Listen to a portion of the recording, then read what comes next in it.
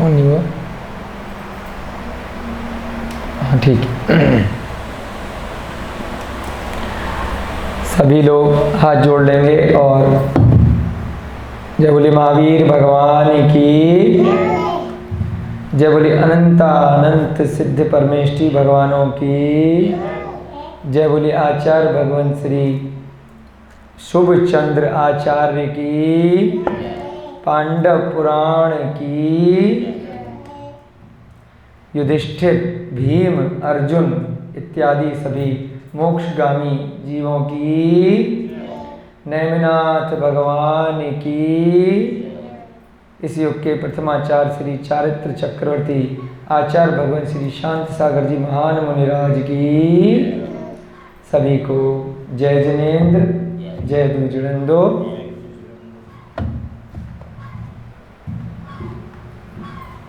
हम लोग पांडव पुराण का स्वाध्याय कर रहे हैं। किसका कर रहे हैं? सभी आगंतुक अतिथियों को, सभी बच्चों को, सभी बड़ों को सादर जय जिनेन्द्र, जय दूजड़ंदो बोलते हैं हम प्राकृत में। जो लोग नए आए हैं, जय जिनेन्द्र को प्राकृत में क्या बोलते हैं? जय दूजड़ंदो। कल से आप लोगों की संध्याकालीन वेला में 4 बजे से प्राकृत की कक्षाएं प्रारंभ होने वाली हैं। कल हमने फॉर्म देखे थे तो 12 लोगों ने यहाँ से फॉर्म भरे हैं। आप लोगों के दिसंबर में कुंद कुंद भारती में एग्ज़ाम है, तो उसके लिए तैयारी करने के लिए सभी लोगों ने एग्जामिनेशन फॉर्म भर दिए हैं। कल जिसने नहीं भरे हैं वो लोग आज भर देंगे। जो लोग भी हाँ भर सकते, बिल्कुल कोशिश कराएंगे आप लोगों के भरने की। वैसे तो जनवरी में भरे गए थे फॉर्म और अब एग्जामिनेशन फॉर्म भरे जा रहे हैं। पता करेंगे अगर हो सकता होगा तो। लेकिन क्लास सबको करनी है और क्योंकि उसमें लिखना भी पड़ेगा तो बोर्ड भी लगाएंगे। तो बहुत अच्छे से सब लोगों को कॉपी पेन लेकर के कल शाम से आपकी स्वाध्याय में प्राकृत की कक्षाएं प्रारंभ हो जाएंगी। 1-2 महीने तक उसमें आपको पढ़ना है, फिर दिसंबर में एग्ज़ाम देंगे। चलिए, हमारा पांडव पुराण का वर्णन चल रहा था। पिछले 3-4 दिन से ये स्वाध्याय शुरू किया है। इससे पहले हमने प्रद्युम्न कुमार चरित्र का समापन किया। उसी से कहीं ना कहीं संबंधित यह कथा है, पांडवों की कथा। प्रद्युम्न कुमार राजा श्री कृष्ण के पुत्र थे। नेमिनाथ भगवान के भाई थे राजा श्री कृष्ण। उन्हीं के परिवार में जन्मे प्रद्युम्न इत्यादि बहुत सारे लोगों को मोक्ष प्राप्त हुआ। उसी काल में 22वें तीर्थंकर नेमिनाथ भगवान के काल में ही हस्तिनापुर में ये पांडवों का भी जन्म हुआ।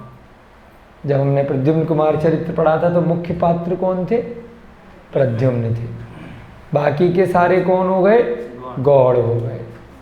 जिसकी बात मुख्यता से चलती है उसको इम्पोर्टेंस दी जाती है और बाकी घटनाएं भी समानता से उस काल में अन्य लोगों की चल रही होती है, परंतु उनको गौड़ कर दिया जाता है, थोड़ा कम मुख्य हो जाते हैं। ऐसे ही अब यहाँ पर पांडव पुराण की घटना चल रही है तो यहाँ पर प्रद्युम्न इत्यादि जीव गौड़ हो गए और पांडव मुख्य हो जाएंगे। वहाँ पर पांडव गौड़ थे।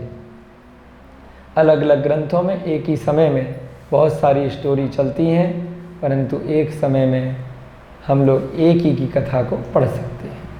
यहाँ पर भी हम लोग बैठे हैं, एक कथा यहाँ चल रही है, एक कुछ और भी कहीं पर भी इस संसार में बहुत सारी घटनाएं एक ही समय पर चल रही होंगी, तो वह अभी हमारे सामने नहीं है, वह गौड़ हो जाएंगी और यहाँ पर मुख्य ये सारी जो परिस्थिति हमारे सामने है वह चल रही है। आज बच्चे लेट आए हैं, कोई बात नहीं, कल से जल्दी आना। सब बच्चों को यहीं रहना है, अब न जाने का चक्कर न लाने का चक्कर। हाँ, 1-1 महीने में अपने घर वालों से मिल लिया करो, 2-2, 3-3 महीनों में। बाकी सब गुरुकुल के बच्चे यहीं आकर। अंकल जी को जय जिनेन्द्र बोला बच्चों ने? हाँ, जय जिनेन्द्र बोला करो। जब भी कोई नए आगंतुक अतिथि आते हैं उनको जय जिनेन्द्र बोलना चाहिए। तो यहाँ पर पांडवों की घटना शुरू करने से पहले आचार्य शुभचंद्र महाराज का परिचय दिया गया कि ग्रंथ को लिखने वाला कौन है, पहले वो चेक करना है। ऐसे ही नहीं किसी भी की कथा कहीं से भी किसी ने मन से लिख दी और उसको सत्य मान लिया। तो हमने 2 दिन तक आचार्य शुभचंद्र महाराज का बहुत डिटेल में परिचय पढ़ा कि उन्होंने किस प्रकार से कितने सारे अन्य ग्रंथों की रचना की। भगवान महावीर की परंपरा को धीरे धीरे आगे बढ़ाया। आचार्य जिनसेन, समंत भद्र, अकलंक देव इत्यादि के ग्रंथों को, कुंद कुंद स्वामी की परंपरा को आगे बढ़ाया। आचार्य शुभचंद्र आचार्य जैसे महान आचार्यों ने ऐसे महान ग्रंथों की रचना करी। उसके बाद हमने सौरैया जी के उद्बोधन को पढ़ा प्रस्तावना में, प्राक कथन में, कि सौरैया जी ने इस ग्रंथ को छापा, इसका संपादन किया, उनका भी बहुत बड़ा योगदान है। क्या नाम है सौरैया जी का? विमल कुमार जैन सौरैया, टीकमगढ़ वाले। सबका योगदान होता है किसी ग्रंथ के प्रकाशन में, लिखने वाले का भी, छापने वाले का भी, पढ़ने वाले का भी, पढ़ाने वाले का भी, बांटने वाले का भी। कोई ग्रंथ छाप किसी ने दिया, अब सही हाथों में बांटना भी तो है, उसका भी पूरा पूरा योगदान है, तब जाकर वह जनता तक सही हाथों में पहुँचेगा। अनुवादन करने वाले का बहुत बड़ा योगदान है, क्योंकि प्राचीन ग्रंथ हो जाते हैं 10, 20, 50 सालों में बोली बदल जाती है, स्थान स्थान पर भाषा बदल जाती है, समझने की भी, बोलने की भी, लिखने की भी, लिपियाँ भी थोड़ी थोड़ी प्रभावित अन्य भाषाओं से हो जाती। पिछले 25-30 सालों में अपने भारत देश में अंग्रेजी भाषा का बहुत प्रभाव पड़ा है। हम लोग सब दिल्ली के आसपास बैठे हैं, यहाँ पर भारत देश की भी क्षेत्रीय भाषाएं, जैसे पंजाबी भाषा, बिहार की भाषा, उत्तर प्रदेश की भाषा, अलग अलग भाषाओं का बहुत प्रभाव पड़ा है। क्यों पड़ता है प्रभाव? जहाँ के लोग आकर के एक स्थान से दूसरे स्थान पर काम के लिए, व्यापार के लिए बस जाते हैं, तो उसका प्रभाव पड़ता है। हम लोग जब श्रीलंका गए, अभी श्रीलंका की चर्चा भैया जी से चल रही थी, तो श्रीलंका जब गए तो वहाँ पर इतने सारे लोग हैं जो हिंदी बोलते हैं। हमने कभी कैसे सीखी? लगभग 5-10% लोग, ऑटो चलाने वाले, लेबर वाले, बहुत सारे लोग हिंदी बोलते हैं। बाकी लोग जनता में जो वहीं के हैं वो ज़्यादा हिंदी नहीं जानते, वो सिंगला ही बोलते हैं, सिंगला भाषा। तमिल, तेलुगु, मलयालम का और संस्कृत का कुछ मिक्स भाषा है, बहुत सारे शब्द उसमें। हमने कहा भाई आपको हिंदी कैसे आती है? तो भाई हमने 10 साल दुबई में काम किया है, अब दुबई का हिंदी से क्या लेना देना है ना? हमने अरब देशों में काम किया 10 साल, 15 साल, 20 साल। दुबई में तो भाई अरबी बोलते होंगे, हमें ऐसा लगता है। नहीं, दुबई में आपने जाकर के लंका वाले ने हिंदी कैसे सीख ली जी? वहाँ पे जितनी भी लेबर क्लास है, जितने भी गाड़ी चलाने वाले हैं, जितने भी बिल्डिंग बनाने वाले मजदूर हैं, वो सब हिंदी वाले हैं। उनके साथ रहते हैं, उनके साथ खाते थे, उनके साथ पूरे दिन काम करते थे, तो हिंदी आ गई, इतनी बढ़िया हिंदी आती है उनको। तो पूरी दुबई में 50% लोग हिंदी बोलते हैं आज की डेट में। पाकिस्तानी लोग हैं, बांग्लादेशी लोग हैं, भारत के पूरे देश से जा के वहाँ पर थोड़ी सी तनख्वाह ज़्यादा मिलती है, इस कारण से वहाँ जा कर के बस जाते। तो वहाँ की क्षेत्रीय भाषा तो बहुत कम रह गई और हिंदी भाषा वहाँ की आम प्रचलित भाषा दुबई जैसी जगह में हो गई। तो ऐसे ही भाषाओं का प्रभाव पड़ता है समय के अनुसार। पिछले 25-30 सालों में अपने यहाँ दिल्ली की भाषा, दिल्ली की तो है ही नहीं, आधी पंजाबी है, कुछ उर्दू है, कुछ अंग्रेजी है। बात एक लाइन आप पूरी बोलेंगे उसमें, अब जैसे हमने एक लाइन बोली तो लाइन शब्द कहाँ से आया? इंग्लिश का आ गया। वाक्य उसकी हिंदी है परंतु बोलने में नहीं आ रहा, क्योंकि आदत पड़ गई सुन सुन करके। आपको भी पता नहीं चलेगा कि आप बोलते बोलते कितने शब्द अन्य भाषाओं के बोल जाते हैं बातचीत में, क्योंकि अन्य भाषाओं का प्रभाव पड़ जाता है। तो उसके लिए जब नई जनता आएगी, जब नए बच्चे बड़े हो जाएंगे, तो उनके समझने के लिए आपको उन्हीं की उसी नई भाषा में प्राचीन चीज़ों का अनुवादन, ट्रांसलेशन आपको करना पड़ता है। तो उनका भी बहुत बड़ा योगदान है। इन ग्रंथों को संभाल के तो रख लिया गया पांडुलिपियों के रूप में, अलमारियों में, मंदिरों में, परंतु समझ में किसी के नहीं आए।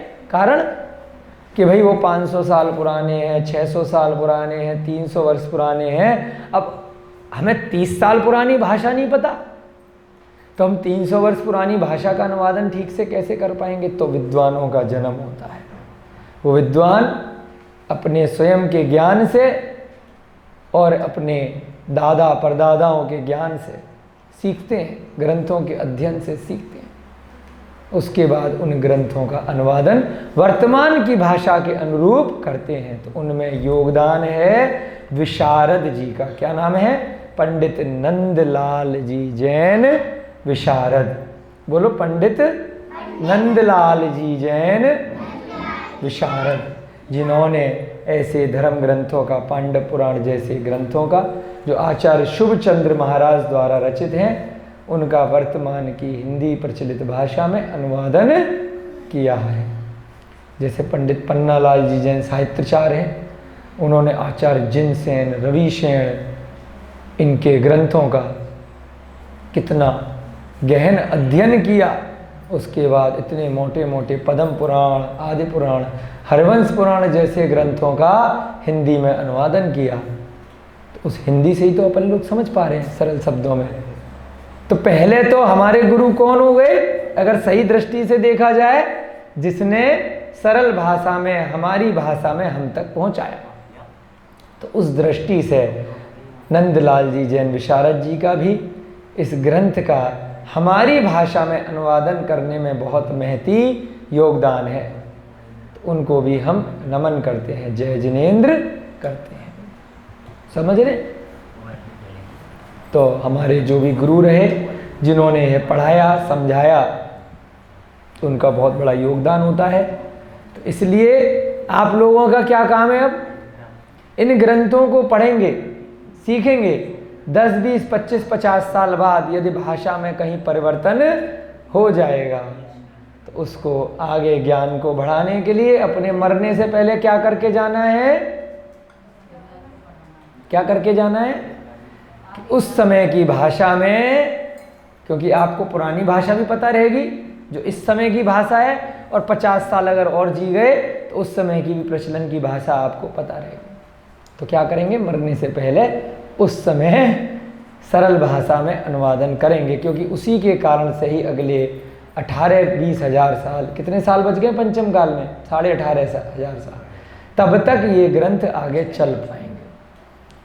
अगर आगे के काल की भाषाओं में इनका अनुवादन सही तरीके से नहीं हो पाया तो वहीं ग्रंथ विलुप्त हो जाएंगे, बस काल कोठरी में बंद होकर के रह जाएंगे। उसका जो ज्ञान है वह मनुष्यों तक नहीं पहुंच पाएगा।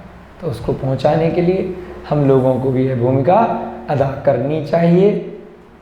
ये थोड़ी सी हमने भूमिका बनाई कि किस प्रकार से हम लोग यहाँ पर इन ग्रंथों को पढ़ें और अपने भी उत्तरदायित्व को आगे समझें। अब ग्रंथ आपका कल प्रारंभ हो चुका था। ग्रंथ के बारे में आचार्य महाराज शुभचंद्र महाराज ने वक्ता के लक्षण बताए थे, श्रोता के लक्षण बताए थे, सुनने वाला कैसा हो, बोलने वाला कैसा हो, उस ग्रंथ को पढ़ाने वाला कैसा हो, और कथा कैसी होनी चाहिए वह भी इन्होंने बताया था। आज हम पढ़ेंगे, उससे पहले प्रतिदिन की भांति भूमिका आपकी बन गई है। अब सभी लोग हाथ जोड़ करके मंगलाचरण करेंगे, सभी बच्चे लोग, और फिर ग्रंथ का स्वाध्याय धीरे धीरे हम आगे बढ़ाएंगे। मंगलम भगवान वीरो मंगलम गौतमो गणी, मंगलम कुंद कुंदाध्यो जैन धर्मोस्तु मंगलम, सर्वमंगल मांगल्यम सर्वकल्याणकारकम, प्रधानम सर्वधर्माणाम जैनम जयतु शासनम, जैनम जयतु शासनम, जैनम जयतु शासनम। सर्वे श्रोतारः सावधानतया शृण्वन्तु। सभी श्रोतागण बहुत सावधान पूर्वक सुनेंगे, ठीक है? अच्छे से सुनेंगे, ठीक है भैया जी? आप लोग भी अच्छे से सुनेंगे। वर्षा बंद हो गई बाहर? देखो अच्छी खासी, हमने कहा था बाहर के प्रांगण में आराम से कक्षा लग जाती है, भैया जी अंदर ले आए, यहाँ पर जगह थोड़ी कम है। चलो, तो आज वर्षा होने के कारण से अंदर मंदिर जी के छोटे प्रांगण में कक्षा लग रही है। बहुत जल्द 1 माह के अंदर जो बड़ा वाला प्रांगण है वहाँ पर आपकी कक्षाएं लगना प्रारंभ हो जाएंगी। अच्छा, श्रोता के लक्षण कल हमने पढ़े थे, आचार्य शुभचंद महाराज ने बताए थे। कौन कौन बताएगा, एक एक करके बताओ। हाँ जी, श्रोता के लक्षण आप लोग सुनने वाले हैं। आप में कौन सा गुण होना चाहिए? एकाग्रता होनी चाहिए। आपके अंदर है क्या? है, कोई दिक्कत नहीं, बिल्कुल है। श्रोता कौन होता है? जो उपदेश को सुनता है, कर्ण इंद्रिय का प्रयोग करता है और उनको सुन करके। और श्रोता कौन होता है? जो एक कान से सुनकर दूसरे कान से निकाल देता है, वो भी श्रोता ही होता है। वो तो जघन्य होता है। हाँ, आप लोग ऐसे हैं तो गुण बताइए। गुण, एक कान से सुनना है, उसके बाद दूसरे कान से निकालना है या अंदर रखना है? अंदर रखना है, उसको ग्रहण करना है। श्रोता शीलवान होना चाहिए, सम्यक्त्वी होना चाहिए और दाता और भोक्ता का मतलब बताया था। पहले ग्रहण करें और उसके बाद आगे उस ज्ञान को बांटें भी। ज्ञान अगर अपने तक ला करके रख लिया, अरे मैंने किसी को दे दिया तो दूसरा विद्वान हो जाएगा, मेरे को कौन पूछेगा, तो वह सच्चा श्रोता नहीं है। ज्ञान को ले और उसके बाद आगे बढ़ाए। ये नहीं कि बिना लिए आगे सरका दे, जैसे कि व्हाट्सएप पे लोग करते हैं। किसी का अच्छा मैसेज आया, खुद ग्रहण नहीं किया, आगे उस पोस्टर को सरका दिया। पहले ग्रहण करें, पहले उसको अमल करें, उसके बाद आगे उसको भेजें। ठीक है, बिना उसको समझे, बिना उसको अमल में लाए आगे ना भेजे। समझे रहे? सत्य बोलना सिखाया, असत्य खुद बोल रहे हैं और आगे वाले को बोल दिया तुम सत्य बोलो। व्रत लेना सिखाया, आगे वाले को बोल दिया अपने बस की नहीं है, तुम व्रत ले लो, पहले खुद भी ले, है ना। तो इस प्रकार से श्रोता के लक्षण होने चाहिए। स्मरण शक्ति भी उसमें होनी चाहिए। नहीं है तो धीरे धीरे कर कर जिनवाणी की वंदना करने से, अनंत भगवानों की पूजा करने से स्मरण शक्ति आज नहीं तो कल धीरे धीरे बढ़ जाएगी। वक्ता कैसा होना चाहिए? कुशल वक्ता होना चाहिए, सम्यक दृष्टि होना चाहिए। वक्ता के लिए मुख्य लक्षण है क्रोधी नहीं होना चाहिए। कैमरा बंद होते ही पता चला कि सामने कुछ और टीवी के पीछे कुछ, ऐसा नहीं होना चाहिए। जो सामने है वही पीछे होना चाहिए। क्रोध उसे खाली सिखाना नहीं है कि क्रोध नहीं करना, क्रोध नहीं करना, और सबसे ज़्यादा क्रोध खुद करे, ऐसा नहीं होना चाहिए किसी भी वक्ता के लिए। जो भी बातें बोल रहा है उस पर पूरी तरह से 100% यथासंभव अमल में करना चाहिए। शांति की मूर्ति होना चाहिए, पर निंदा से रहित होना चाहिए, दूसरों की निंदा नहीं करनी चाहिए। अच्छा वक्ता हो गया, अपनी प्रशंसा किए जा रहा है, अरे मेरे से बढ़िया कोई भी नहीं है, मैं देखो कितना बढ़िया बोलता हूँ, मेरे कितने चेले हैं, मेरे कितने बड़े बड़े वो बन गए, मठ बन गए, कितना मेरे को लोग पूज रहे हैं, ये कर रहे हैं, ऐसे उसमें गुण नहीं होने चाहिए। ये गुण नहीं है, अवगुण है। आत्मनिंदा और पर प्रशंसा, यह गुण होने चाहिए। स्वयं की तो निंदा करे और दूसरों के गुणों की प्रशंसा करे। इसका विपरीत क्या होता है? आत्म प्रशंसा और पर निंदा। दूसरे तो बेकार हैं, अरे मैं शहंशाह हूँ बस। यह गुण वक्ता में नहीं होनी चाहिए इस प्रकार से। ठीक है, उसके बाद आया कि जिन आगम का प्रेमी होना चाहिए, वात्सल्य होना चाहिए, ग्रंथों के प्रति विनय भाव होना चाहिए। ग्रंथ अगर जीर्ण शीर्ण अवस्था में है, उसको दर्द होना चाहिए, उसको ठीक करने की उसकी भावना होनी चाहिए। जिन ग्रंथों में जो बात लिखी है उसको निकाल करके उसको बाहर लाना चाहिए और उसके बाद उसको जनता को देना चाहिए। हमने सोगानी जी का आपको उदाहरण दिया था परसों, कमल चंदन सोगानी जी 90 वर्ष से भी अधिक आयु के हैं।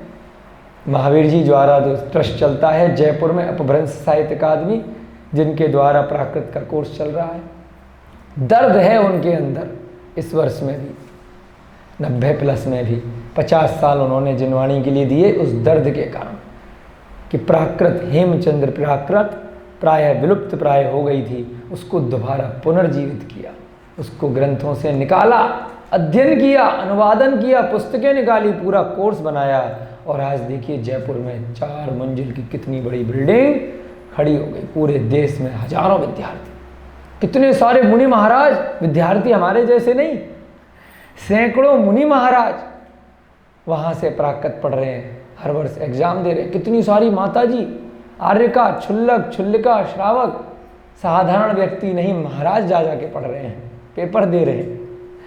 कितनी बड़ी बात है। इसलिए वो कहते हैं मुझे अभी दीक्षा नहीं लेनी, मुझे तो अभी जिनवाणी की सेवा करनी है, उसके बाद लेंगे। ऐसे संत महापुरुष गृहस्थ जीवन में विरले मिलते हैं जो सच्ची सेवा कर रहे हैं जिनवाणी की। ऐसे बहुत सारे हैं, उनसे तो हमारा भेंट मुलाकात हो गई, इसलिए पता चला। पढ़ा तो हमने बहुत सालों से था कोर्स, बाद में इस वर्ष जब मुलाकात हुई तब देखा 4 मंजिल बिना किसी डंडे के चढ़ रहे हैं, बार बार उतर रहे हैं, कैसी एनर्जी है। ऐसे महान लोगों को नमन है, पुनर्जीवित कर दिया उस जिनवाणी को जो छुप गई थी। कथा कैसी होनी चाहिए, श्रोता कैसा होना चाहिए और वक्ता कैसा होना चाहिए, लेखनकर्ता कैसा होना चाहिए, कि हम सबको यहाँ से सीखना है कि कभी भी जिनवाणी है तो उसको हमें बस अगरबत्ती दिखाने के लिए नहीं रखना है कि अलमारी में ताले में बंद कर दी और 50 साल तक वो ताला ही नहीं खोला, जब खोला तो दीमक ने सारा खा लिया।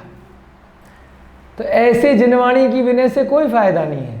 जिनवाणी की विनय हो तो उसमें से जो ग्रंथों में आचार्यों ने बात लिखी है वे बाहर भी तो निकले, खाली तिजोरी में बंद नहीं होना चाहिए, क्योंकि वह रत्न त्रय रूप में है, जिनवाणी है। सोना भी अगर कैद में रहेगा ना तिजोरी में, 20 साल बाद खोलोगे तो गायब हो जाएगा तिजोरी में से, चलता है अपने आप, गायब मिलेगा, पता ही नहीं चलेगा कौन ले गया।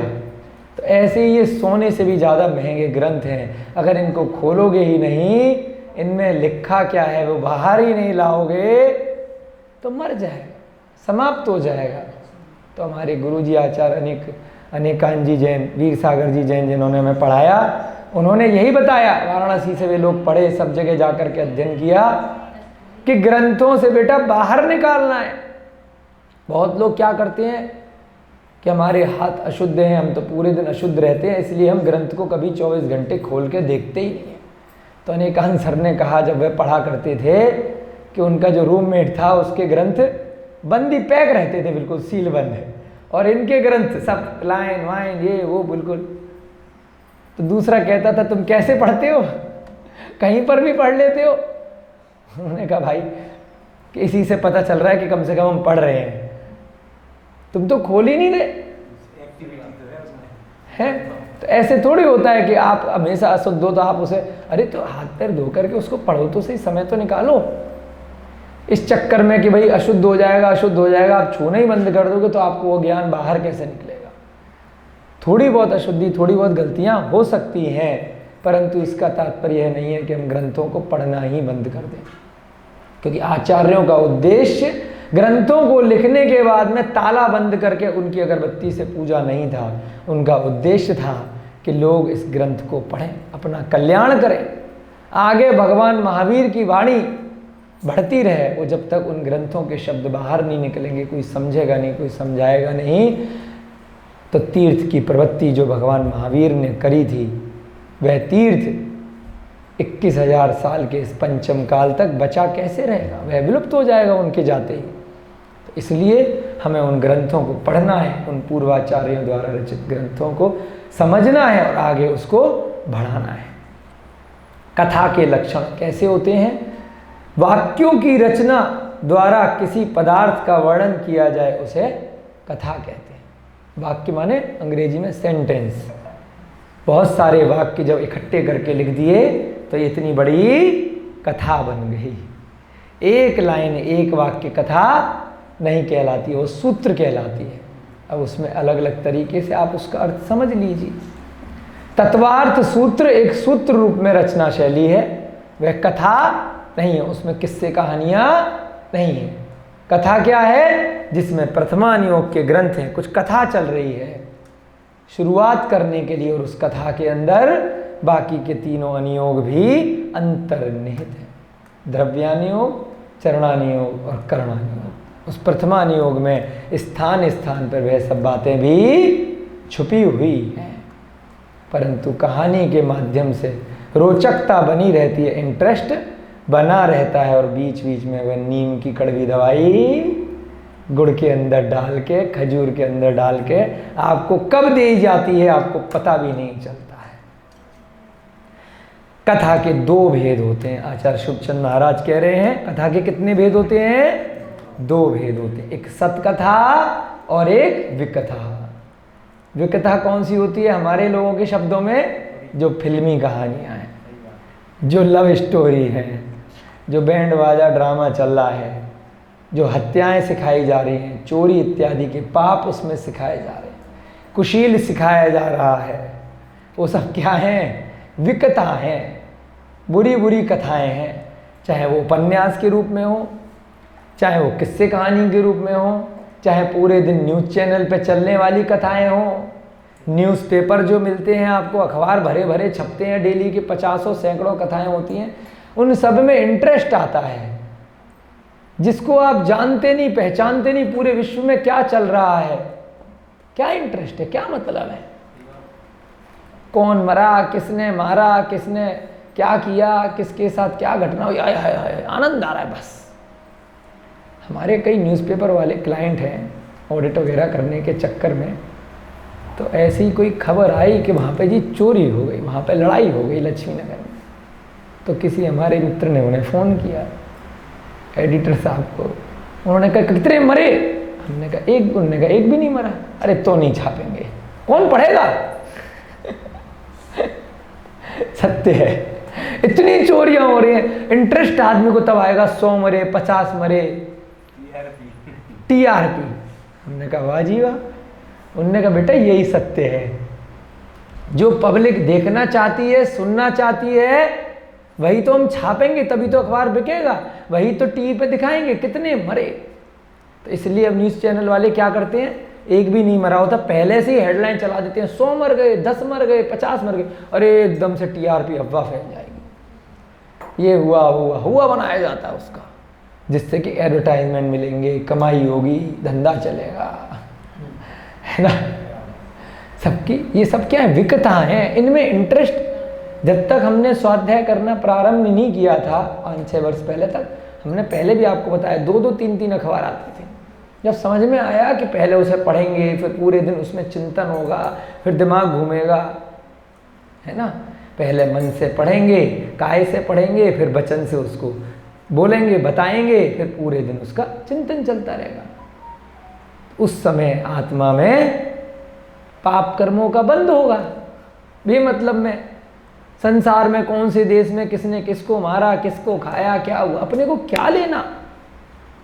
या तो अपना अंदर का घर देखें, या जिस परिवार में रह रहे हैं, जिनसे जुड़े हुए उनको देखें। आज जितने भी हिंदू मुसलमानों के युद्ध सब चल रहे हैं, क्यों चल रहे हैं? उसी मीडिया के कारण से चल रहे हैं। किसने किसको मारा, कोई हिंदू मुसलमान में लड़ाइयाँ नहीं होती वैसे, अगर घर घर में मिलकर के रह रहे हैं, आस पड़ोस में रह रहे हैं, जैसे ही अफवाह फैलती है वो आपका दुश्मन पड़ोसी बन जाता है, वो आपको मारने को दौड़ेगा या आप उसको मारने को दौड़ोगे, क्योंकि सब मार रहे हैं। अदरवाइज रोज मिलके स्कूल में भी पढ़ रहे थे, खा पी रहे थे, सब हो रहा था। अब तीर्थंकर लेणी में गुरुकुल चल रहा है अपना, कितने सारे बच्चे भैया जी ने पढ़ाया वहाँ पे। भैया जी अधिकांशतः बच्चे वहाँ पे बहुमत के हिसाब से मुस्लिम है। भामेर में भी इन्होंने गुरुकुल चलाया, महाराष्ट्र में सारे बच्चे मुस्लिम, कोई लड़ाई झगड़ा नहीं है। और जैसी अफवाह फैलेगी मीडिया के द्वारा, हिंदू मुसलमान हो जाएगा, वही मारने मरने को तैयार हो जाएंगे 1 मिनट में। तो इसलिए वर्तमान समय का, चाहे फेसबुक का मीडिया हो, चाहे व्हाट्सएप का हो, या अन्य सोशल मीडिया का, या टीवी का, या अखबारों का, यह सिर्फ टीआरपी के चक्कर में अपने कमाई धंधे में रहता है। इनको वास्तव में किसी का भला नहीं करना है, इनको क्या करना है? अपना व्यवसाय देखना है। हमने कल भी बताया था कि वक्ता कौन हो, जो निस्वार्थ भाव से, इन जैन ग्रंथों में वक्ता को अगर कुछ मिल रहा है, कुछ नाम मिल रहा है, कुछ पैसा मिल रहा है, कुछ यश कीर्ति मिल रही है, है ना। कुछ उनका कहीं से भी कहीं तक 1% भी अगर निहित स्वार्थ है तो चांसेस हैं पूरे पूरे कि वह कपोल कल्पना लिख सकते हैं। अरे मेरा ग्रंथ बहुत बिकेगा अगर मैं यह मनोरंजन की चीज़ें ज़्यादा डाल देता हूँ, कुछ जादू टोना ऐसी चीज़ें डाल देता हूँ तो बहुत बिकेगा, बहुत मेरा नाम होगा, बहुत मेरे पास भक्त बन जाएंगे और बहुत मेरे पास धन आएगा, मेरा मठ बन जाएगा, मैं आराम से वहाँ पर लाखों की भीड़ को आशीर्वाद दूंगा, लोग मुझे पूजेंगे, मुझे ही भगवान बना देंगे। तो ऐसे उसके मन में भाव आ सकते हैं अगर कुछ भी उनको कुछ उससे फायदा होने वाला हो। इनका क्या फायदा है शुभचंद्राचार्य का? आत्मकल्याण, पर कल्याण। पहले उस मार्ग पर खुद बढ़े, उसके बाद उसका जो अनुभव किया तो लोगों को प्रेरणा दी कि तुम भी इस मार्ग पर बढ़ो। ऐसे पूर्वाचार्यों द्वारा रचित कर। तो हमें विकता से बचना चाहिए। जो फालतू की जगत की कथाएं हैं वह सिवाय मनोरंजन के और पाप का अर्जन करने के अतिरिक्त आपका कुछ भी भला नहीं करने वाली है। वह सिर्फ और सिर्फ आपको संसार की चतुर्गतियों की दुखों में ढकेलने वाली है, इसके अतिरिक्त उनसे आपको कोई भी फायदा नहीं है। और सतकथा क्या होती है? जिसमें व्रत, ध्यान, तप, दान, संयम आदि पुण्य पाप का फल तथा चरम शरीरी पुरुषों का वर्णन हो, जिसके सुनने से धर्म अर्थ की वृद्धि हो और जिससे सुख की प्राप्ति हो। उनको सुनने से क्या होगा? हाय रे वहाँ बम फट गया, आपको अच्छा लगेगा? चैनल वाले को बढ़िया लगेगा कि फट गया, इतने मर गए, मज़ा आ गया, आज तो पूरे दिन जबरदस्त विज्ञापन आएंगे, लगातार लोग सारी चीज़ें छोड़ करके चैनल, न्यूज़ चैनल ही देखते रहेंगे कई दिन तक। कहीं पर भी आतंकवादी हमला होता है, मज़ा आ जाता है चैनल वालों का। उनसे पूछो कितनी बिक्री होती है उनकी, है ना। उनको कोई मतलब नहीं है कितने मरे, सबको अपने अपने काम धंधे से मतलब है। सतकथा क्या होती है? जिससे अंदर से सुख मिलता हो। यहाँ बैठ कर के 1 घंटे के स्वाध्याय में आप लोगों को कहीं ना कहीं कुछ ना कुछ शांति मिलती होगी, सुख मिलता होगा, ऐसी हमें लगता है। कुछ लोग ज़बरदस्ती जो बैठते हैं टॉर्चर में, उनका हमें पता नहीं, उनको आज नहीं तो कल सुख मिलेगा जब समझ में आने लगेगा। धर्म की वृद्धि होती है, अर्थ की वृद्धि होती है। चरम शरीरी पुरुषों का वर्णन सुनने को मिलता है। चरम शरीरी का मतलब कौन बताएगा? उसी भाव से मोक्ष। हाँ, भैया जी के लिए तालियां बजाओ। चरम शरीरी का तात्पर्य है जिनका वह अंतिम भव है, उस भव से वह मोक्ष जाने वाले। भगवान राम चरम शरीरी थे, भगवान हनुमान चरम शरीरी थे, भगवान लवकुश चरम शरीरी थे। महावीर जितने तीर्थंकर हैं वे तो होते ही हैं चरम शरीरी, क्योंकि तीर्थंकर उनका अंतिम भव होता है। आम केवली में भी बहुत सारे चरम शरीरी होते हैं, बहुत सारे जो अन्य जीव हैं चरम शरीरी नहीं होते। बाहुबली चरम शरीरी थे, भरत चक्रवर्ती चरम शरीरी थे, उसी भव से उनका मोक्ष का टिकट पहले से कन्फर्म था। वज्र वृषभ नाराज सहनन उनका सहनन था।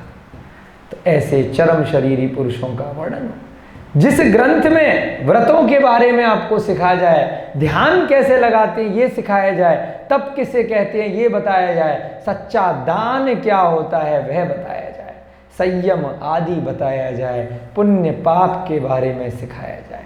फालतू की गप्पें, संसार के दुख और उनमें डूबना, उनमें आनंद लेना, यह नहीं बताया जाता है। पांडव जो थे, मतलब उनमें 3 चरम शरीरी कहलाएंगे। हाँ, 3 चरम शरीरी हैं जो उस भव से मोक्ष चले गए।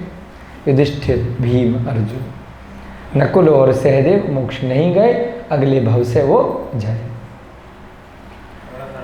हाँ, अब इसकी सतकथा के भी 4 भेद आचार्य महाराज शुभचंद महाराज ने बताए हैं।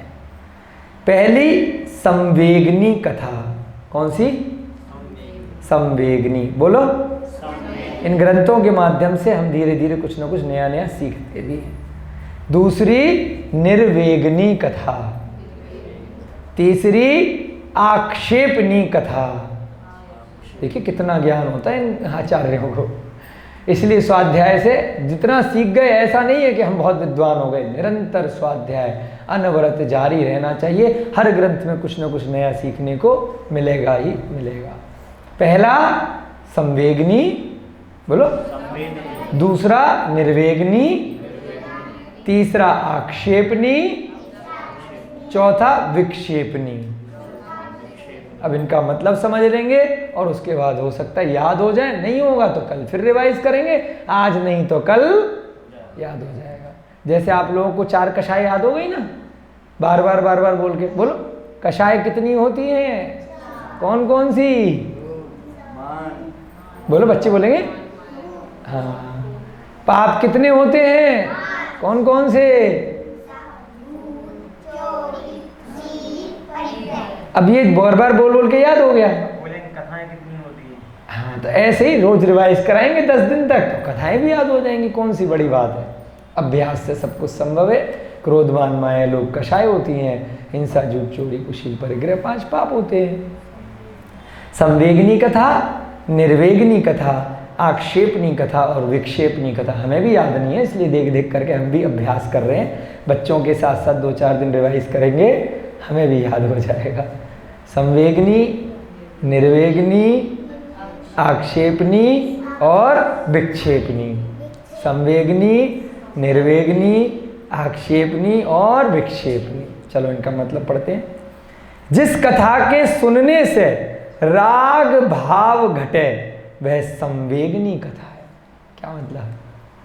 राग भाव, जिस मेरी पत्नी मेरी है, ये रुपया पैसा मेरा है, ये मकान मेरा है, गाड़ी मेरी है, ये पद मेरा है, ये बच्चे मेरे हैं।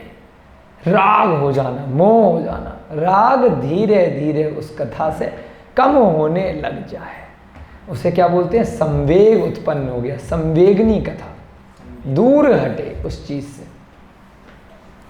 जिसमें धर्म, उसके फल एवं वैराग्य का वर्णन हो वह निर्वेगनी कथा है। क्या? जिसमें धर्म का वर्णन हो। अच्छा धर्म करने से उसका फल क्या मिलेगा? जैसे बीज बोया आम का तो फल क्या मिलेगा? आम का ही मिलेगा, नीम का तो नहीं मिलेगा। बबूल का बोगे तो बबूल का। तो कौन सा धर्म किया, उससे आपको क्या फल मिलेगा, ये कथा का वर्णन हो। वैराग्य का वर्णन हो कि वैराग्य क्यों लिया, कैसे लिया, क्या फायदा हुआ, उसको क्या बोला? निर्वेगनी कथा। जिसमें धर्म, उसका फल और वैराग्य का वर्णन हो, उसको क्या कहा? निर्वेगनी कथा।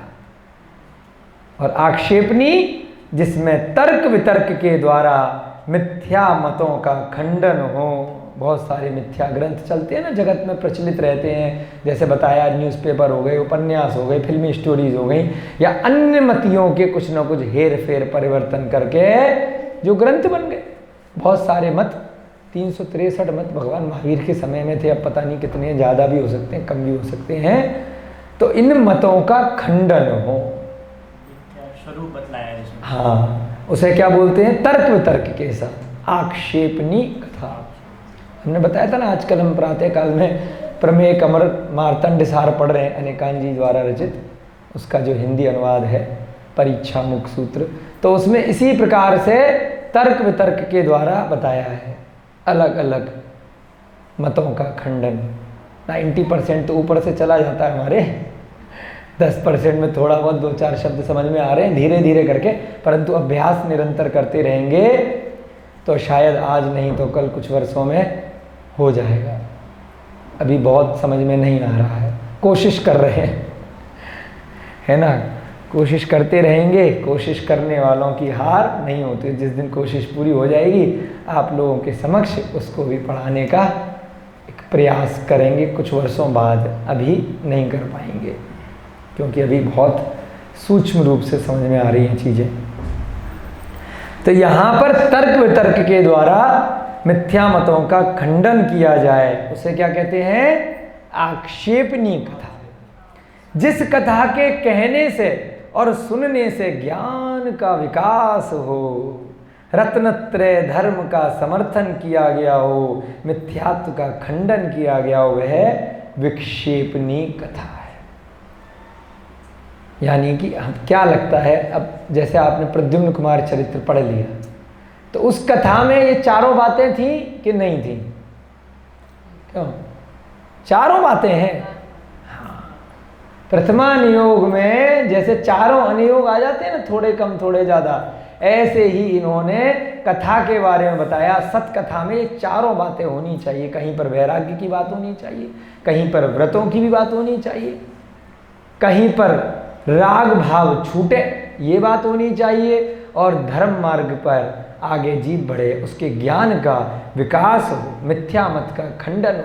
ये चारों प्रकार की कथाओं का समावेश एक श्रेष्ठ प्रथमानियोग के ग्रंथ में होना चाहिए, यह बताने का आचार्य शुभचंद महाराज प्रयास कर रहे हैं। समझे? अंडरलाइन कर लें।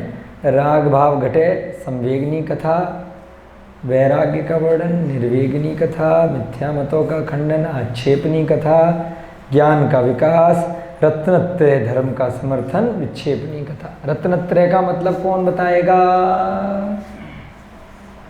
रत्नत्रय क्या होता है? सम्यक दर्शन, सम्यक ज्ञान, सम्यक चारित्र। हाँ, अंकल जी के लिए ताली बजाओ। सम्यक दर्शन, सम्यक ज्ञान, सम्यक चारित्र, तीनों को मिला के रत्नत्रय। त्रय माने तीन, रत्न है। जब तीनों एक साथ आ जाते हैं तो उसे बोलते हैं रत्नत्रय। वैसे रत्नत्रय की परिभाषा क्या है? रत्नत्रय की परिभाषा, तीन रत्न। सम्यक दर्शन, ज्ञान, चारित्राणि, मोक्ष मार्ग है। ये मोक्ष मार्ग ही रत्नत्रय है। ये मोक्ष मार्ग का रास्ता है। यह सच्चे रत्न है। बाकी के जो संसार के रत्न हैं, हीरा, चौंदा, चांदी, प्लेटिनम, रुपया, पैसा, महल, दुकान, ये जिनको आप रत्न बोल रहे हो, वह रत्न वास्तव में नहीं है। वह सांसारिक सुख आपको देंगे, परंतु आत्मिक सुख सम्यक दर्शन, सम्यक ज्ञान और सम्यक चारित्र, तीनों का समावेश जब होगा, जब तीनों इकट्ठे मिल जाएंगे। हीरा भी कब बनता है? बहुत सारी परिस्थितियां जब एक साथ मिलती हैं। लाखों हजारों वर्षों तक कोई द्रव्य, पुद्गल द्रव्य उस जमीन के अंदर, उस खान में पड़ा रहता है। बहुत सारा उसके ऊपर वजन होना चाहिए, ऐसा तापमान होना चाहिए, ऐसा स्थान होना चाहिए, तब जाके कि वो पत्थर, वह कोयला या जो भी द्रव्य है वहाँ पर, वह हीरे में परिवर्तित तब होता है। ऐसे ही जब तीनों का समावेश होगा, तीनों संतुलित अवस्था में होंगे, तब रत्नत्रय बोला। अकेले सम्यक दर्शन को रत्नत्रय नहीं बोला, अकेले सम्यक ज्ञान को भी नहीं बोला, अकेले चारित्र को भी नहीं बोला। बिना सम्यक ज्ञान के न चारित्र आप ले सकते हैं, न दर्शन आपको हो सकता है, इसलिए सम्यक ज्ञान बीच में रखा। कई बार प्रसंग आता है, सब मत वाले बोलते हैं जिसने सम्यक दर्शन एक वर्ड पढ़ लिया, कहीं से सुन लिया, अपने धर्म पे समीचीन श्रद्धान करना, सच्चा श्रद्धान करना सम्यक दर्शन है। भाई मैं तो किसी धर्म को मानता ही नहीं हूं, यही मेरा सम्यक दर्शन है। वो भी तो उसका मत हो गया ना, नास्तिक हो गया कि मैं तो भगवान को मानता ही नहीं हूं। कोई भगवान नहीं होता। भगवान होता तो अपने मंदिर की रक्षा खुद क्यों नहीं कर लेता? उसके मंदिर में से गुल्लक भी चोरी हो रही है, उसके मंदिर में से मूर्ति भी चोरी हो रही है, उसके मंदिर के लिए लोगों की लड़ाइयाँ हो रही है। कोई भगवान नहीं होता, ये सब पाखंड है। मैं तो नास्तिक हूँ। अंग्रेजी में भी एक वर्ड आ गया उसके लिए आजकल, बोलते हैं कि मैं किसी मत को नहीं मानने वाला हूँ। ऐसा जनसंख्या में भी टिक लगाने के लिए आ गया ऑप्शन है, जो किसी धर्म को नहीं मानता टिक लगा दो। क्या बोला आपने? उसका अंग्रेजी का शब्द हम भूल रहे हैं, देख करके बताएंगे। बहुत लोग बोलते हैं आजकल कि भाई हम तो उस मत के हैं, हम किसी धर्म को, हमारे पिताजी कोई धर्म मानते होंगे, अब हम किसी को नहीं मानते, सब जैसा करोगे वैसा करोगे, हमारा कोई धर्म नहीं है, नास्तिक हैं हम, है ना। इस प्रकार से रत्नत्रय का मतलब क्या हुआ? जो तीनों का सच्चा समावेश हो सही तरीके से।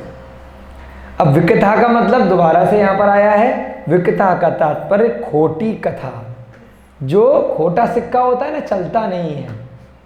अगर एक तरफ से उसमें हेड या टेल में से कोई एक चीज़ नहीं हो, नोट अगर नकली हो तो कोई भी पहचान लेगा, अरे नकली है। धोखा कुछ समय तो हो जाएगा गड्डी में से एक आध नोट का। ऐसे ही जो विकथाएं हैं, जो उपन्यास हैं, जो फिल्मी कहानियां हैं, जो अखबार की टीवी की कहानियां स्टोरी हैं, या जो चौराहे पर गप्पेबाजी चल रही है, यहाँ पर भी आपकी जो कथाएं चल रही हैं, घर गृहस्थी की पूरे सुबह से लेकर रात तक, सास बहू की कथाएं है ना, घर गृहस्थी की, वो भी विकथा की श्रेणी में आती। कहानियां तो बनाते हैं ना आप, कुछ ना कुछ मनगढ़ंत बातें, इधर उधर की गप्पें, वो सब क्या है, उससे आपको धर्म में वृद्धि नहीं होगी, पाप की ही वृद्धि होगी। जो भी युद्ध लड़ रहे हैं, घर में क्लेश हो रहा है ना, इधर उधर की गप्पें हैं, शादी ब्याह की कथाएं हैं, वो सब क्या है, अरे व्यवहार में सब चलता है, कोई बात नहीं, करो और भूल जाओ। उसके यहाँ गए, शादी में गए, वहाँ ये कहानी चली, वो चली, कठपुतली, ये सब क्या है, मनोरंजन की चीज़ें हैं, कहानियाँ, कार्टून हैं, कार्टून में भी कथाएं चलती है ना, नाटक चलते हैं, वो सब क्या है, नाटक एक के बाद एक, उसे क्या बोलते हैं आजकल, डेली कैप्सूल। डेली पहले हफ्ते में एक दिन आता था, अब डेली चाहिए, अब एक दिन में 3 बार चाहिए मोबाइल पे, है ना, 6 एपिसोड को फटाफट से देख लो, पूरी की पूरी कहानी। सब विकथा है, किसने किसको मारा, क्या अत्याचार हुआ, क्या दुराचार हुआ, क्या नशेबाजी हुई, ये सब गंदी गंदी कथाएं हैं जो मिथ्यात्वियों द्वारा कपोल कल्पित वर्णनों से भरी हो। कपोल कल्पित, मन में कुछ भी आया उसको लिखना शुरू कर दिया, उसको बोलना शुरू कर दिया। जो भैया जी ने बोला था ना, स्क्रिप्ट राइटिंग फिल्मों की होती है, जो गानों की होती है, वो सब क्या है, कपोल कल्पित। उससे आपका धर्म की वृद्धि नहीं होगी, आप मोक्ष नहीं जा सकते। अभी मजा आएगा, उसके बाद मजे लेते लेते बड़ी मुश्किल से मनुष्य भव मिला है, फिर आगे वहीं चले जाओगे। मक्खी मच्छर कीड़े मकोड़े सर्प बिच्छू कुत्ता बिल्ली बंदर, और थोड़ा और उनको देख करके, उन कथाओं को देख करके गलत प्रेरणा ले ली, उन हीरो हीरोइन और विलेन की तरह से बंदूक उठा ली, ठाएं, उसको तो कुछ होता नहीं है तो हमें क्यों होगा। छत से कूद गए, शराब पीनी शुरू कर दी, हिंसा आदि पापों में लग गए। अरे वो तो हीरो है, उसने 1000 मारे थे तो हमने एक आधा मार दिए तो क्या होगा। उसके बाद तो इस भव में भी जेल में चले जाओगे, अगले भव में भी नरक में जाना पड़ सकता है। बहुत बच्चे करते हैं फिल्मी कथाएं देख देख करके। वीडियो गेम आजकल चला है, कौन बता रहा था, कौन सा वो मारते हैं जिसमें ब्लू बेल, हाँ पीछे से आवाज है, पबजी। पब बोलते थे पहले अंग्रेजी में, पब किसको बोलते थे, जो ठेके होते हैं ना दारू के, उनको पब बोला करते थे पहले, सुना था हमने। तो नाम भी तो ऐसा रखा है, पबजी, जी और लगा दिया आदर के सहित, उस ठेके जी। उसमें सीख करके बच्चे, कभी बता रहा था कि बहुत बच्चे मर गए, मारना मुरना शुरू कर देते हैं, गोलियां चलाते हैं, घर में बंदूक लेकर के फेंक देते हैं, बच्चों को मारते हैं। ऐसे ऐसे गेम सिखाए जा रहे हैं, सब क्या है, विकथा हैं, तो उससे बहुत प्रभाव पड़ता है। हाँ, ऐसी कथा के सुनने से भी आचार्य महाराज सुखचंद महाराज कह रहे हैं पाप का बंद होता है। अगर आप फिल्मी स्टोरी ज़्यादा देखने जाओगे भी ना, बहुत पाप लगेगा उस 3 घंटे। कुछ अच्छी स्टोरी है, फिल्म के माध्यम से दिखाई गई हैं, कुछ धर्म ग्रंथों की बातें हैं, उनको देखो, उनको पढ़ो, यही स्टोरी चल रही है, इसी को पिक्चराइज कर लो अपने माइंड में, जो कथा चलेगी। बाकी तो बहुत स्टोरी पूरे अनादिकाल से कितनी देख ली, कितनी भूल गए, कहाँ तक देखोगे, कहाँ तक पाप में रहोगे। इसलिए हमें विकथाओं से बचना चाहिए। उक्त बातों को लक्ष्य में रखकर अब फाइनली हम यह ग्रंथ लिखना प्रारंभ करते हैं। कौन कह रहा है? अच्छा, सुखचंद महाराज। क्योंकि देखो, बैकग्राउंड बनाना, भूमिका बनानी बहुत ज़रूरी होती है, जिससे कि आप लोग ये पढ़ पाएँ, समझ पाएँ कि ये ग्रंथ कहीं विकथा तो नहीं है। पहले जो बहुत सच्चा व्यक्ति होगा ना, वही इतनी डंके की चोट पे बात कहेगा, बाकी लोग तो विकथा को छुपाएंगे। वो कहेंगे हमारी कथा ही सच्ची कथा है, इसी को आपको मानना है, इसी में डूब के रहना है। जो पक्का होगा ना कसौटी पे, वही स्टार्टिंग में कह देगा मेरी कथा को आप डंके की चोट पे, है ना, चेक करके देख लेना कि विकथा है कि सतकथा है।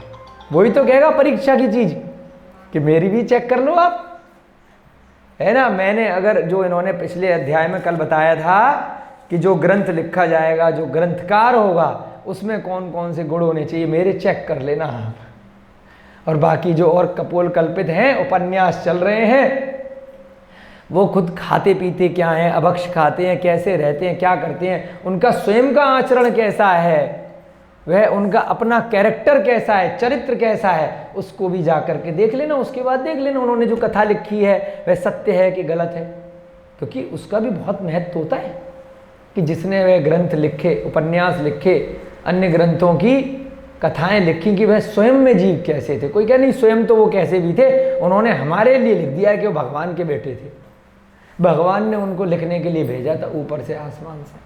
अरे उनका भी तो चरित्र कुछ होना चाहिए जो लिखने वाले हैं, तो वो नहीं लिख के गए भूमिका में कि हमें चेक कर लेना कि हम कैसे हैं, उसके बाद आप इस ग्रंथ को चेक करना। नहीं, हमने जो कह दिया वह सत्य है, हम कैसे भी हों उससे मतलब नहीं है। हमें भगवान ने सिलेक्ट किया है ये ग्रंथ आप तक पहुंचाने के लिए।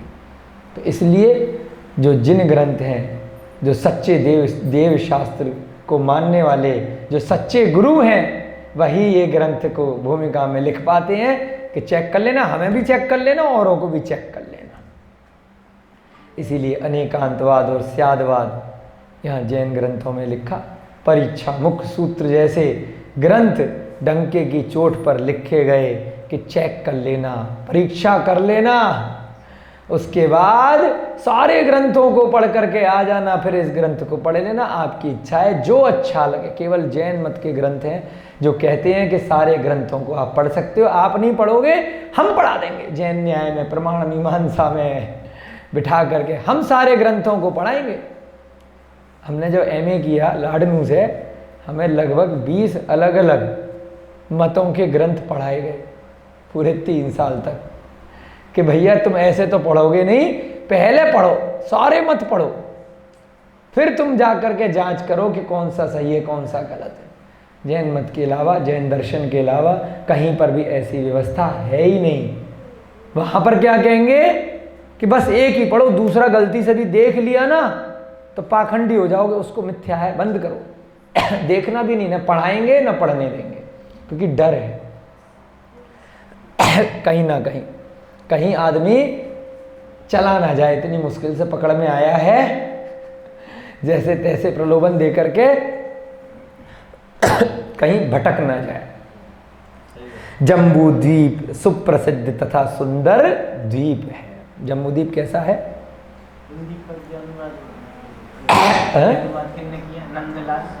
नंदलाल जी जैन विशारद। जम्बू द्वीप बड़ा सुंदर है, पता है ना आपको? आप कहां पे रहते हैं? हम लोग सोनपुरा में रह रहे हैं अभी। सोनपुरा कहां पर है? सोनपुरा का प्रदेश वो कौन सा है? नगर, पहले नगर बताओ। नोएडा। नोएडा कौन से प्रदेश में है? उत्तर प्रदेश। उत्तर प्रदेश कहाँ है? कौन से देश में है? भारत कौन से महाद्वीप में है? एशिया, वर्तमान समय के हिसाब से एशिया में। एशिया इत्यादि महाद्वीप कहाँ पर है? आर्यखंड में। भैया जी रोज लिखते हो ना, बोर्ड निकाल लो, रोज तो लिखते हो, रोज जब चतुर्कलशों से करते हो। कहाँ पर है? आर्यखंड में। आर्यखंड कहाँ पर है? भरत क्षेत्र। भरत क्षेत्र कहाँ पर है? जम्बूद्वीप में। जम्बूद्वीप कहाँ पर है? ढाई द्वीप में। ढाई द्वीप कहाँ पर है? मध्यलोक में। मध्यलोक कहाँ पर है? 3 लोक में। 3 लोक कहाँ पर है? ब्रह्मांड में। बात खत्म है ना? बैठ जाओ भैया जी, लेट हो गए। आई बात समझ में? तो हम जम्बूद्वीप में रहते हैं कि नहीं रहते हैं? रहते हैं, क्योंकि जम्बूद्वीप के अंदर ही दक्षिण भाग में भरत क्षेत्र है। उस भरत क्षेत्र के अंदर आर्यखंड है। आर्यखंड में भारत देश है। तो जम्बूद्वीप सुप्रसिद्ध तथा सुंदर द्वीप है। घटना शुरू हो चुकी है, आज आपका मुहूर्त शॉट चल रहा है, स्टोरी चालू है, उससे पहले नंबरिंग चल रही थी, भूमिका चल रही थी, अब क्या हो गई, मूवी चालू हो गई है। जम्मू द्वीप आपके पिक्चर में आना चाहिए। गोल जम्मू द्वीप, थाली नुमा एक जम्मू द्वीप है, बड़ा सुंदर द्वीप है, उसमें सत्पुरुष निवास करते हैं, अच्छे पुरुष। अब आप कहोगे खराब भी तो रहते हैं, अब खराबों की बातें अपन नहीं कर रहे हैं, हमारी दृष्टि अच्छे लोगों पर जा रही है। शुभचंद आचार्य कह रहे हैं उसमें बड़े अच्छे अच्छे लोग रहते हैं। उसमें संपत्ति का भंडार होना एक अत्यंत अनिवार्य अंग है। संकल भैया जी कहेंगे हमारे पास तो कुछ भी नहीं है, अनिवार्य कैसे हो गया है? देखो अब ये ज्ञानी हो गए ना, सम्यक दृष्टि सम्यक ज्ञानी है, इसलिए कह रहे हैं हमारे पास तो जैन धर्म है, इससे बड़ी संपत्ति और क्या हो सकती है। तो इसीलिए यहाँ पर कहा, देखिए कोई भी गरीब नहीं है, इन्होंने लिख दिया है पूरे जम्मू द्वीप में, अब संपत्ति लिख दिया, किसी के पास ये वाली है, किसी के पास कोई और, कुछ ना कुछ। ये शरीर भी तो एक बहुत बड़ी संपत्ति है ना। इससे ज़्यादा महंगा, कल आपसे पूछा था ना कि इस शरीर के बदले अगर आपको एक हीरा दे दिया जाए और आप मर जाओ, कूद जाओ, आग लगाओगे क्या? नहीं भैया, हीरा नहीं चाहिए, शरीर छोड़ दो। तो इसका मतलब शरीर और इस हीरे से ज़्यादा कीमती है ना। तो फिर कैसे कह सकते हो संपत्ति नहीं है? बहुत संपत्ति है, सबके पास है। इस जम्मू द्वीप में संपत्ति का भंडार होना एक अत्यंत अनिवार्य अंग है। इसमें भरत नामक एक पवित्र क्षेत्र, अभी आपको उल्टा सिखाया था ना, सुलपुरा से उल्टा ले गए थे, अभी जम्मू द्वीप से नीचे ला रहे हैं। इसके अंदर जम्मू द्वीप के अंदर एक कौन सा क्षेत्र है? भरत क्षेत्र है, जो भारती यानी सरस्वती से अलंकृत सौभाग्यवान है। भारती बोलते हैं, वैसे भारत देश का नाम भरत चक्रवर्ती से पड़ा, भरत का नाम कैसे पड़ा फिर? भरत क्षेत्र तो भरत, उसके लिए कहा कि सरस्वती यानी भारती से अलंकृत है, यहाँ पर ज्ञान की वर्षा। सरस्वती कौन सी देवी है? जिनवाणी माता, ये ज्ञान की माता, सरस्वती से अलंकृत है, ऐसा ये भरत क्षेत्र। उसके 6 खंड हैं। कितने खंड हैं? एक खंड आर्य खंड है और 5 मलेच्छ खंड है। अब तक तो याद हो गया आप लोगों को, चलो अच्छा है। रेगुलर सुनते सुनते पिछले ग्रंथ के बाद ज्ञान बढ़ रहा है, धीरे धीरे पक्का होता जाएगा जैसे जैसे निरंतर आगे बढ़ते रहेंगे। एक आर्य खंड है और 5 मलेच्छ खंड है। भरत क्षेत्र के दोनों ओर इस प्रकार से नदियां जाती हैं, एक गंगा नदी और एक सिंधु नदी। बीच में से कौन सा पर्वत जाता है? विजयार्थ पर्वत। उस पर्व एक बीच में से पर्वत गया, 2 नदियां गईं, तो कितने हिस्से बन गए? 1 2 3 4 5 6 हिस्से बन गए। नीचे वाले में जो बीच का हिस्सा है उसे क्या कहते हैं? आर्यखंड। बाकी के 3 ऊपर के और 2 नीचे के दाएं बाएं, ये क्या कहलाते हैं? मलेच्छ खंड। यहाँ पर तीर्थंकर भगवानों के समोसरण नहीं लगते, मात्र आर्यखंड में लगते हैं। आर्यखंड में ही इसी प्रकार से स्वाध्याय होता है। बड़े लकी हम, 6 में से 1 हिस्से में आ गए। तो उस आर्यखंड में धीरजवान, इंद्र आदि देवों के समान धन संपत्ति वाले परोपकारी आर्य पुरुषों का निवास है। हम सब क्या हैं? आर्य पुरुष हैं, परोपकारी हैं, धीरजवान हैं, इंद्र आदि देवों के समान धन संपत्ति वाले। कितना समय हो गया? 5 मिनट रह गए आज के स्वाध्याय में, लेट शुरू हुआ था, उसके बाद खत्म करेंगे। यहाँ के निवासी अभय दान देते हैं। अपनी संस्था का नाम आ गया, देखो, अभयदान संस्थानम अभयदानम। आचार्य सुध सागर महाराज जी की कृपा से, उनकी अनुकंपा से कितना सुंदर नाम इस संस्था को मिला है, आचार्य विद्यानंदिनी जी के आशीर्वाद से। तो यहाँ के निवासी यानी कि जो आर्यखंड के निवासी हैं, वह सब जीवों को अभय दान देते हैं, सभी की रक्षा करते हैं, सभी के ऊपर अनुकंपा करते हैं। इसी जम्बू द्वीप में एक विधेय नाम का देश भी है, विधेय क्षेत्र। नीचे भरत क्षेत्र हो गया और ऊपर उसके दाएं और बाएं, पूरब और पश्चिम विधेय क्षेत्र होता है। वह भी अपनी सुंदरता द्वारा सबका मन मोहित करता है। वहाँ के निवासी सदैव आनंद से रहते हैं, बिल्कुल वाह, हमेशा आनंद से रहते हैं। वहाँ जन्म लेने वाले जीवों को सदैव ही उद्बोधन प्राप्त होता रहता है। विदेह क्षेत्र में हमेशा तीर्थंकर बने रहते हैं। आर्यखंड में अभी तीर्थंकर नहीं है। अवसर पड़ी काल के कारण से, पंचम काल के प्रभाव से अब यहाँ पर तीर्थंकर नहीं है। अब यहाँ से इस समय मोक्ष नहीं हो रहा है। मोक्ष कहाँ से हो रहा है? अभी विदेह क्षेत्र से अभी भी मोक्ष हो रहा है। प्रतिदिन एवरेज हमने निकाला था 3 से 4 जीव प्रतिदिन मोक्ष लगभग अंदाजे से जा रहे हैं। क्यों? क्योंकि 6 महीने 8 समय में हमेशा अनादिकाल से कितने जीव मोक्ष जाते हैं नीरज भैया जी? 6 महीने 8 समय में कितने जीव मोक्ष जाते हैं? 608। अरे सीधे सीधे 6 महीने 8 समय 608। इतना आसान है, भगवान जी ने सब बड़ी आसान गणना कर रखी है। 608 तो 6 महीने में मोटा मोटा मान लीजिए 6 दिन 180 दिन है। 180 दिन में 608 जीव मोक्ष जा रहे हैं। एक दिन में 3-4 जीव मोक्ष जाते हैं और इतने ही जीव निगोद से निकल करके व्यवहार राशि में आते हैं, यानी कि एक इंद्रिय निगोद की पर्याय से निकल करके बाहर निकलते हैं प्रतिदिन, प्रति 6 महीने 8 समय। तो इसका मतलब पंचम काल से नहीं जा रहे तो कहाँ से जा रहे हैं भैया जी? विदेह क्षेत्र से जा रहे हैं। तो विदेह क्षेत्र में हमेशा धर्म का उद्बोधन मिलता रहता है। जीव मोक्ष भार पर बढ़ता रहता है और मोक्ष जाता रहता है। सीमंदर भगवान हमारे सबसे नजदीक 20वें विदेह क्षेत्र में, 20 तीर्थंकर वर्तमान में है ना विदेह क्षेत्र में। सदैव उद्बोधन प्राप्त होता रहता है। वहां के निवासी कठिन तपस्याओं के द्वारा कर्म रूपी ईंधन को भस्म करके विदेह यानी मुक्ति को प्राप्त होते रहते हैं। विदेह कहते हैं मुक्ति का पर्यायवाची। उसको विदेह क्षेत्र क्यों कहा? क्योंकि वहां पर कठिन तपस्या करते रहते हैं और प्रतिदिन वहां कर्म रूपी ईंधन को भस्म करते हैं। हाँ, देह का विच्छेदन करते हैं, हर प्रकार से कर्मों का विच्छेदन करते हैं। देह के अंदर भी 5 प्रकार के जो शरीर हैं, कार्मण शरीर, तेजस शरीर, औदारिक शरीर, वैक्रियक शरीर और आहारक शरीर। अब कोई भी शरीर उनको प्राप्त नहीं होगा, कर्मों को हमेशा के लिए समाप्त कर देते हैं।